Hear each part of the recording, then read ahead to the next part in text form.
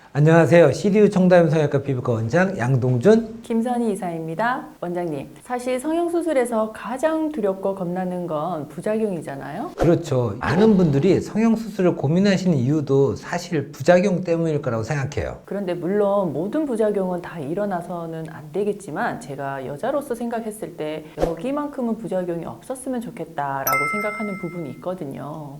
그게 어딘가요? 바로 가슴 수술입니다. 사실 가슴은 보여지는 부분이 아닌데도 불구하고 자신의 만족이나 오태를 위해서 수술하시는 분이 많으실 텐데요. 비밀스러운 부위를 수술하는 용기도 엄청난데 만약 부작용이 일어난다고 생각하면 그거야말로 정말 끔찍하겠죠? 그렇죠. 어떤 부작용이든 안 일어나는 게 최선이니까요. 그러면 오늘은 이 가슴 성형 부작용을 예방하는 방법에 대해서 한번 말씀드려 볼까요? 가슴 수술을 고민하고 계신 많은 분들에게 도움이 될 것 같아요. 원장님, 대표적인 가슴 성형 부작용에 대해서 몇 가지만 말씀해 주세요. 우선 가슴 성형에서 부작용이라고 하면 사실 구형구축이 가장 크죠. 이 구형구축이 가슴 성형 부작용의 전부라고 봐도 무방한데요. 그 외에도 보형물이 내 몸에 맞지 않다고 느껴서 제수를 통해서 제거하거나 이런 경우도 있겠죠. 그렇다면 이런 구축은 어떻게 예방할 수 있나요? 사실 우리나라에서 이 구축 발생률은 굉장히 낮습니다. 구축은 보통 유륜절개를 통한 수술 시에 많이 발생하게 되는데요. 이 유륜을 통해서 보형물이 들어가게 되면 유두와 연결되어 있는 유선 건드리게 됩니다. 그런데 이 유선에 상처가 났다가 아무는 과정에서 염증이 발생하게 될 수도 있고요. 또 보형물을 외부에서 침입한 무언가라고 생각해서 근처에 막이 형성될 수도 있는 거죠.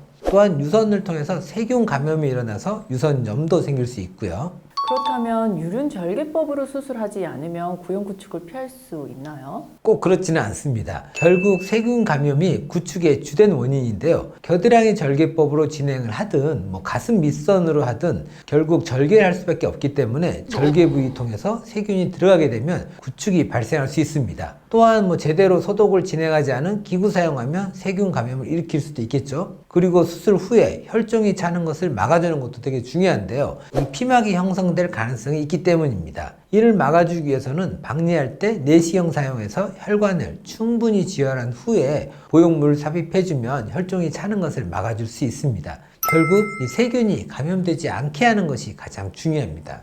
세균 감염을 막기 위해서 하는 것이 굉장히 많습니다. 첫 번째로 수술자의 깨끗한 손 소독이 시작을 하고요. 두 번째로 완벽한 수술 부위의 피부 소독이고요. 세 번째로 완벽한 수술 기구의 소독입니다. 네 번째로 수술실의 공기 환경도 중요하죠. 다섯 번째로 유두에 아예 투명 테이프를 붙여서 수술 중에 접촉조차 없게 만드는 거죠. 여섯 번째는 박리를 다 한 후에 항생제를 섞은 생리식염수로 안쪽을 아주 깨끗이 씻어내는 것입니다. 일곱 번째, 보형물을 삽입할 때 이 캘러펀넬이라는 기구를 사용해서 보형물이 직접 피부에 닿지 않고 안쪽으로 넣고 있습니다. 이렇게 아주 주의해서 수술을 해야지만 구형 구축을 최대한 예방할 수 있습니다. 그렇다면 수술 시 사용되는 기구나 장갑, 보형물에 균이 묻지 않게 하는 것이 굉장히 중요하겠네요. 그 밖에도 환자분들이 주의해야 하는 사항이 있을까요? 우선 수술 후에 저희가 알려드린 주의사항을 반드시 꼭 지켜주시는 것이 제일 중요합니다. 수술 후에 탄력붕대 감아드리는데요. 수술 후에는 이 가슴이 답답하고 당기는 느낌이 들게 됩니다. 그런데 여기 붕대까지 감아놓으니까 환자분들 입장에서는 더욱더 답답하겠죠? 하지만 이 답답하다고 해서 붕대 풀면 안 됩니다.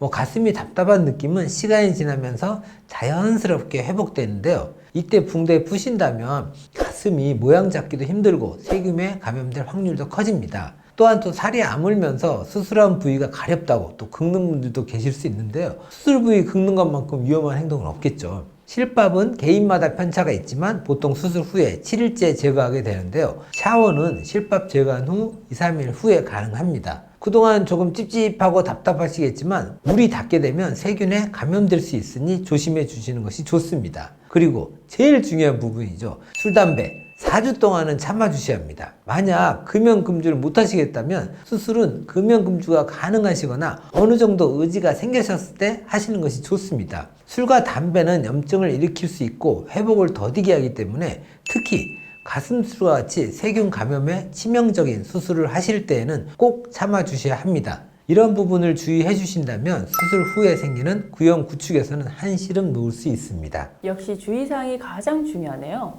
그렇다면 결국 병원 측의 청결한 환경과 환자분이 주의사항을 잘 지켜주시는 것이 핵심 포인트네요. 네, 맞습니다. 모든 수술의 부작용 예방은 주의사항을 잘 지키는 것입니다. 이 영상을 보시는 여러분은 꼭 수술 전에 주의사항을 숙지하시고 지킬 수 있는 자신이 생기면 수술하시는 것을 권해드립니다. 또한 부작용 생겼다고 생각이 드시면 지체 없이 병원에 와서 정확한 진단받고 해결 방법을 찾으시길 바랍니다. 오늘은 가슴 성형 부작용을 예방하는 방법에 대해 알아보았습니다.